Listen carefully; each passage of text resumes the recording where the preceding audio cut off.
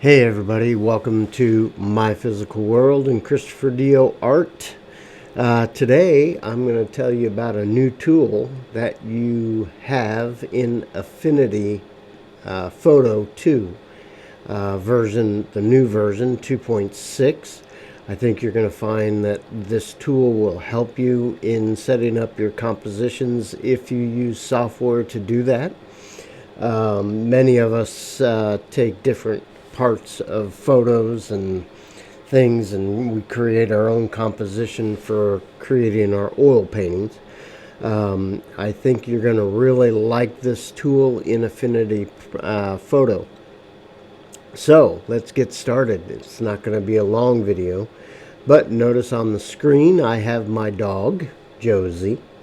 She's a Great Pyrenees, and I have already painted her portrait using this photo, but that was a couple years ago. But we're going to use Josie to show you the new tool. Okay. Now, first of all, for all of you that are anti artificial intelligence, AI, or machine learning, this does use AI and machine learning, but always, as in Affinity Photo, AI is optional. You don't have to use it. If you want to use this particular tool, you'll have to turn on the machine learning. The thing about the machine learning in Affinity Pro, that it is pre-trained. It does not take any data off of your computer to learn from, okay? And it is device specific, so it will only do the machine learning on the device that you are currently using, okay? It doesn't spread it to other systems on your network, okay? But it's completely safe, and like I said, it is 100% optional, unlike some other publishers out there that are making the AI required in Affinity Photo, which I recommend scrapping your Photoshop and getting Affinity Photo.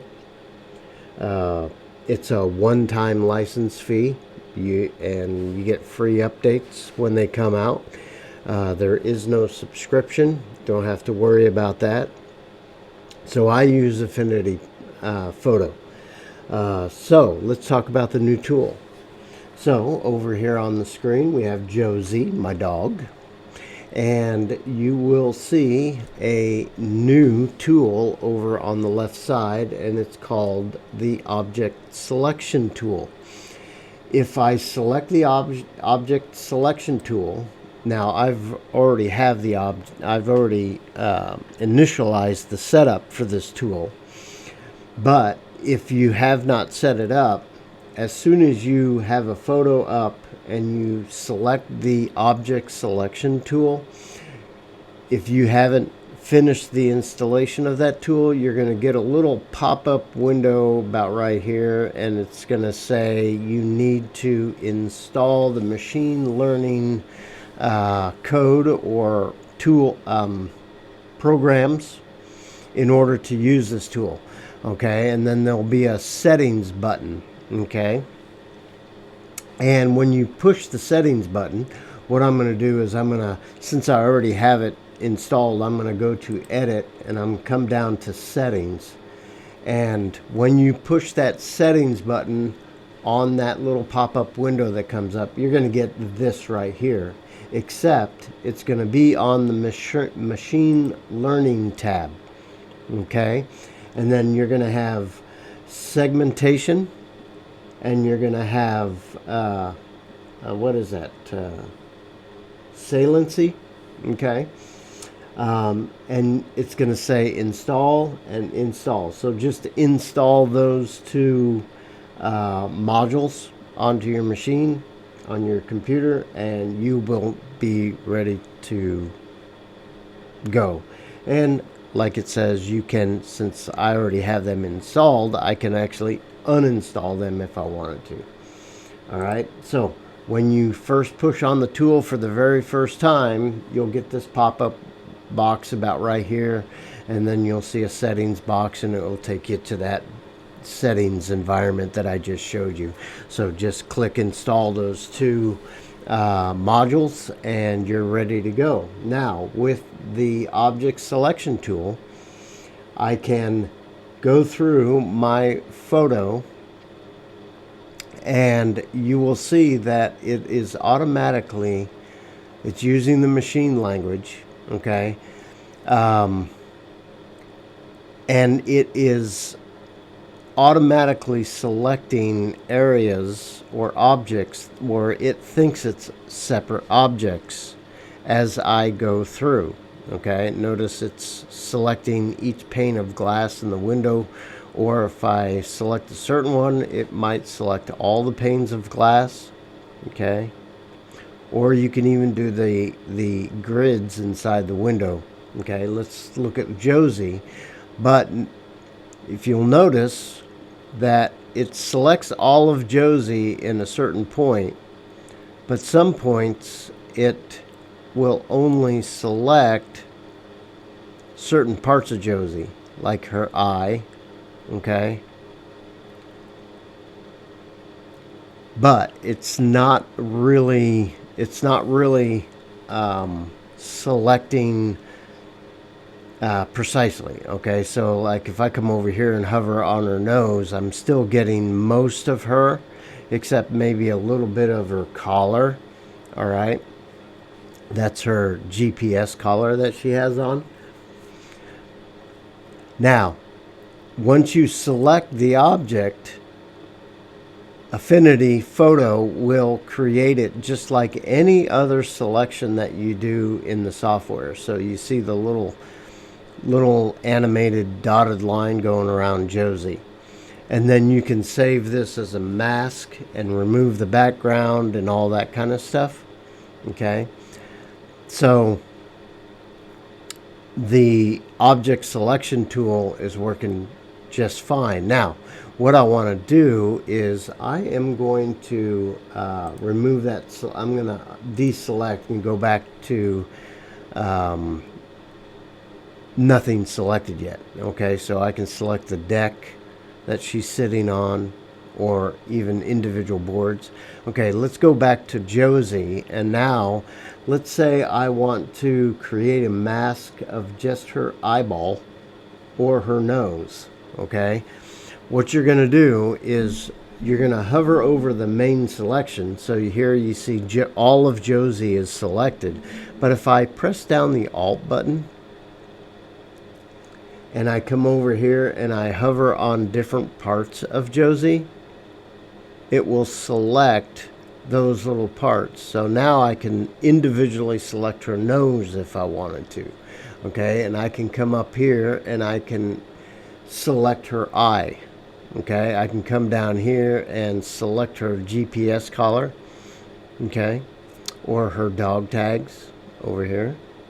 Okay, so holding down the Alt key allows me to select a subset of the object.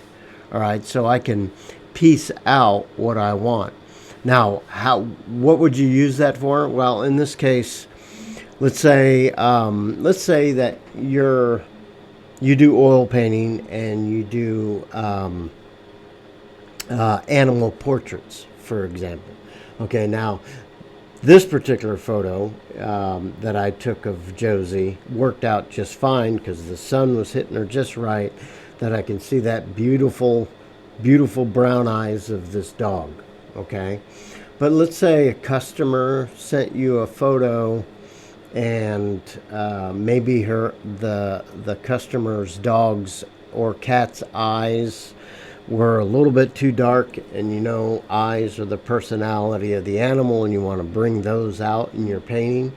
Okay, let's say that like if Josie's eyes were too dark, I can use this object selection tool, hover over her eye and hit the Alt key and get her eye, and I can select her eye, and now her eye is a selection. I can use some of the coloring tools in Affinity Photo, to maybe enhance the colors of her eyes, to try to bring those colors out. So if this was a dark photo, I can try to get her eyes better colored. Okay, I don't have to ask the customer to send me a better picture of her eyes, or I don't have to take a new picture of the animal's eyes, or whatever it is, to try to get that. But I love this new tool. I use it to create stencils if I want to. I'll mask out like the animal and get rid of like this background of the house and the ugly looking deck or something like that, and remove that background and put in my new artsy background that I want in the photo, or whatever, that in the painting that I'm going to do. So I think you're going to find the object selection tool in Affinity Photo version 2.6 very useful for setting up your compositions for paintings. So hey, if you haven't subscribed to the channel, please do. I have many different playlists for different interests. This is Rented Lips this morning. This is specifically Christopher Dio art for doing oil painting and things like that. So please subscribe to the channel, hit that like button, hit the bell for notifications for upcoming videos. And if you feel inclined to support what I do on this channel, you can buymeacoffee.com, or you can become a Patreon. For My Physical World is the actual channel. And I will see you guys on the next video. See you later.